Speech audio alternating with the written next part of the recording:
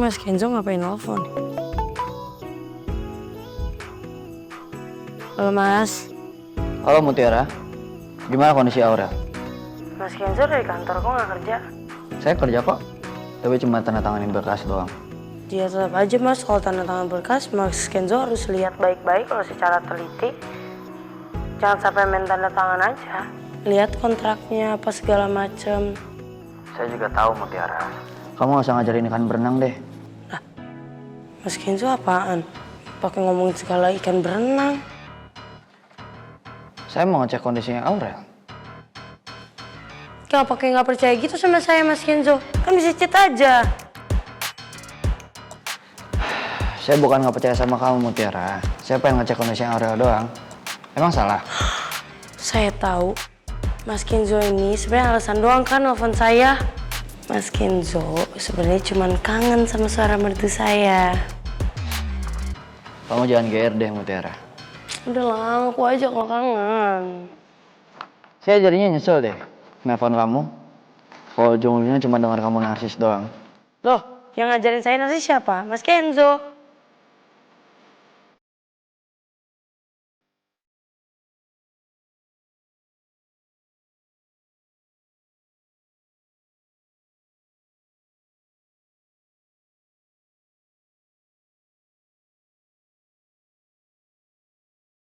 Mutiara, sebagai tanda terima kasih saya kepada kamu mau saya ngapain? Ucapan terima kasih untuk apa? Terima kasih karena kamu udah jagain adik saya. Saya ikhlas Mas. Baru itu udah kayak adik saya sendiri juga. Saya nganggapnya ya kayak saudara. Gimana kalau kita dinner? Iya boleh Mas. Kayak waktu itu kan makan pecel lele. Saya juga pengen banget. Saya kayaknya pengen lagi deh pecel lele. Kangen. Bukan makan pecel lele Mutiara, tapi makan di restoran. Malam minggu ini ya. Saya nggak terima penolakan.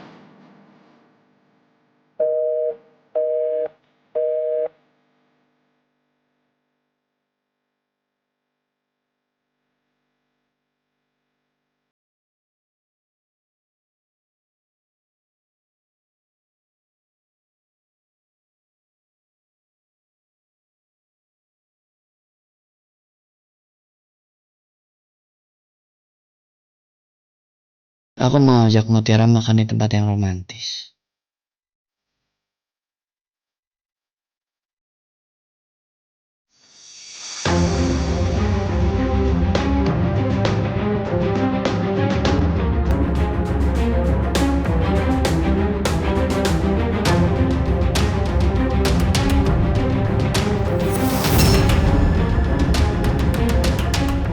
Benar dugaanku. Cynthia kesini pasti buat cari anak kandungnya. Kalau memang dulu dia ninggalin bayinya di sini, harusnya udah ketemu dari lama. Kenapa sampai sekarang nggak ketemu juga? Apa dia udah bolak-balik ke sini, tapi nggak nemu petunjuk apa-apa? Berarti Cynthia memang butuh bantuan orang kayak aku, bukan kayak Mutiara.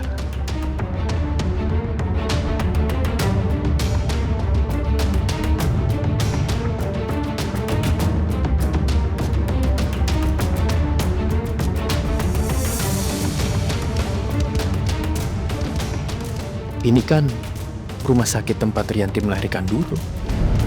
Papa akan kasih nama kamu Kenzo Putra Aditya. Astaga, ini pasti tanda, sebuah petunjuk.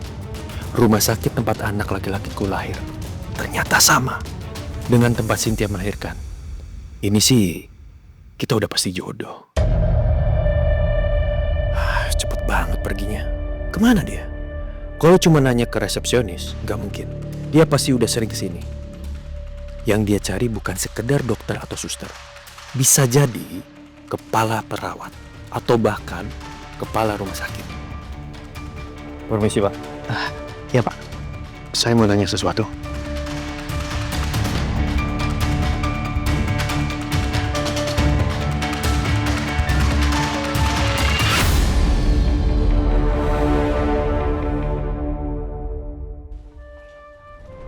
Permisi. Ivan, gimana? Studio foto kamu rame? Ya rame waktu saat promo ya. Kalau sekarang ini sih ya enggak terlalu banyak.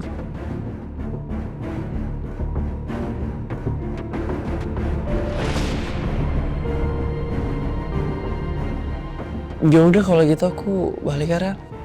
Rel, aku pamit juga ya soalnya kan aku datangnya bareng Ivan.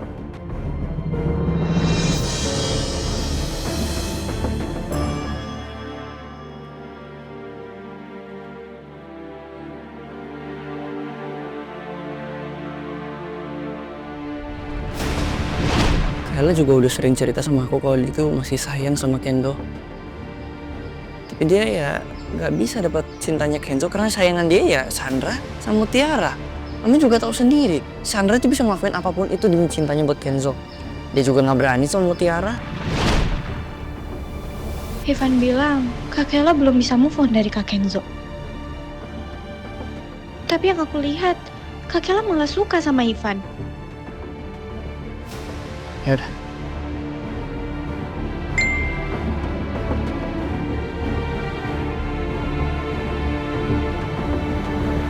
Jaga kesehatan ya kamu.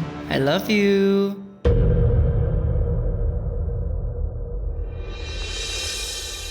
Saya udah berusaha cari suster Sally. Saya datang ke rumahnya.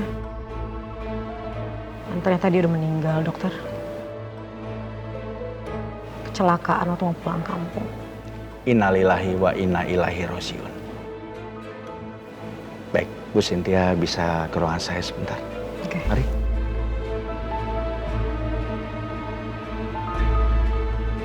Ternyata persis dugaanku. Cynthia datang menemui kepala rumah sakit. Tapi dia masih belum bisa menemukan anaknya. Satu-satunya orang yang bisa membantu kamu menemukan anak kamu itu cuman aku, Cynthia. Aku akan tunggu kamu di sini.